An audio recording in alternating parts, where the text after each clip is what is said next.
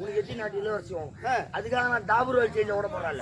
உனக்கு எத்தி பொண்ணு வேணும் நான் கூட்டு வரேன். போய் உன் மொண்டாட்டி சொந்தத்துல பொண்ணு எடுக்காது. சொந்தத்துல வேணான்றியா? சொந்தத்துல பொண்ணு எடுக்காது.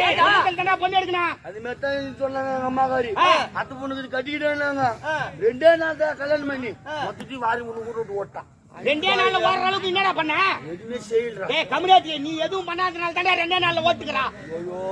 போடா பாரு. என்ன சொல்றேன்னா பாரு அந்த ரோபஜம்மா புண்ணியத்துல சொல்றேன். போய் உன் மொண்டாட்டி சொந்தத்துல பொண்ணு எடுக்காது. எதுக்கு?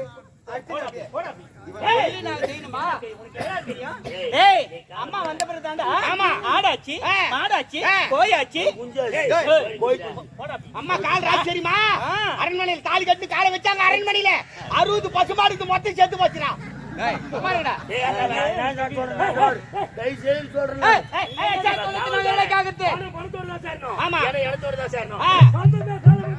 சோறு போடும் வாங்கினீங்க.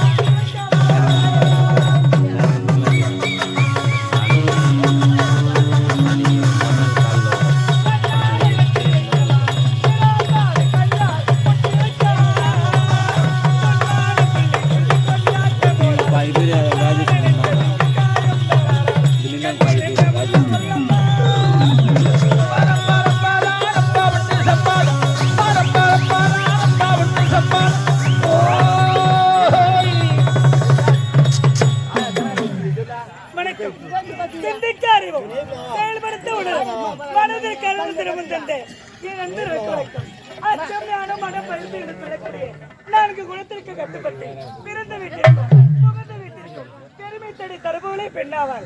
குடபுரி நாட்டு மன்னருக்கு மகளாக பிறந்து காவேரி என்று பெயர் பெற்று எந்த விதமான குறையில்லாம வாழ்ந்தவரை இருந்தாலும் என்னுடைய தங்கை இருக்கிறாள் காவியா. ஏண்டி காவியா?